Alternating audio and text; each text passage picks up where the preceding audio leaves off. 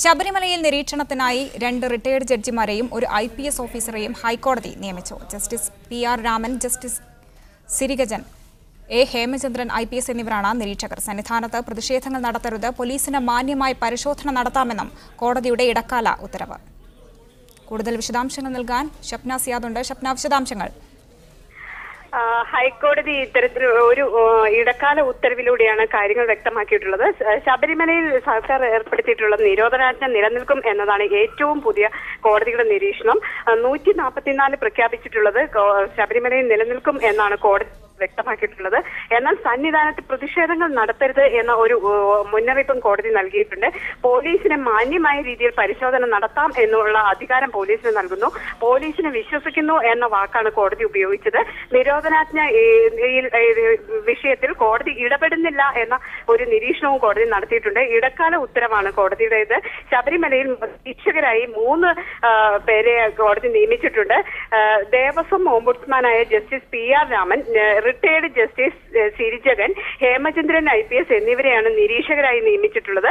ഈ നിരീക്ഷകരുടെ റിപ്പോർട്ട് കോടതി പരിശോധിക്കുമെന്നും ഇടക്കാല ഉത്തരവിൽ വ്യക്തമാക്കുന്നുണ്ട്. മറ്റ് അടിസ്ഥാന സൗകര്യങ്ങൾ ശബരിമലയിൽ ഒരുക്കണം എന്നതും കോടതി നിർദ്ദേശം നൽകിയിട്ടുണ്ട്. KSRTC തുടർച്ചയായി 24 മണിക്കൂറും സർവീസ് നടത്തണം എന്ന നിർദ്ദേശം സർക്കാരിന് അറിയിപ്പ് നൽകിയിട്ടുണ്ട്. വെള്ളം, ഭക്ഷണം തുടങ്ങിയവ 24 മണിക്കൂറും ലഭ്യമാണ്. അതിന്റെ അത്തരത്തിലുള്ള ഈ ഭക്ഷണത്തിന്റെ ഗുണനിലവാരം ശ്രദ്ധിക്കണം.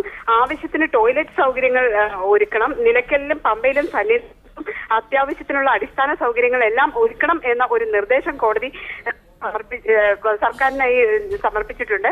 എന്നാൽ ഈ നിരോധനാജ്ഞ നിലനിൽക്കും എന്ന് തന്നെയാണ് കോടതി ഇപ്പോൾ വ്യക്തമാക്കിയിട്ടുള്ളത്.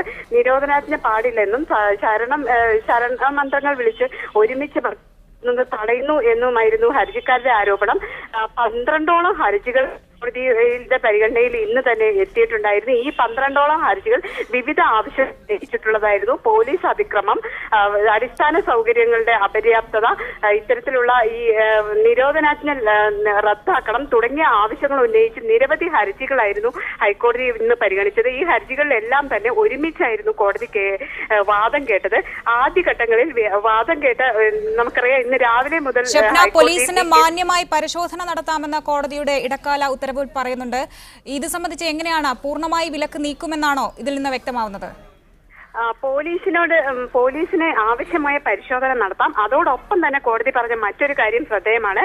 അവിടെ ശബരിമലയിൽ പ്രതിഷേധങ്ങൾ പാടില്ല, സന്നിധാനത്ത് അത്തരത്തിലുള്ള ഒരു പ്രതിഷേധവും പാടില്ല എന്നും അത്തരത്തിൽ പ്രതിഷേധം നടത്തുന്നവരെ മാന്യമായ രീതിയിൽ പോലീസിന് പോലീസിന് ഇടപെടാം എന്നതാണ് പോലീസിന്റെ എല്ലാ ഉത്തരവ്. അതായത് പോലീസ് നേരത്തെ കുറെ ഉത്തരവുകൾ പുറപ്പെടുവിച്ചിരുന്നു. ഏകപക്ഷീയമായി പോലീസ് എടുത്ത ഉത്തരവുകളായിരുന്നു. അത് AG പോലും അറിയിച്ചിരുന്നില്ല എന്ന ഒരു വിമർശനം കോടതി ഉന്നയിച്ചിരുന്നു.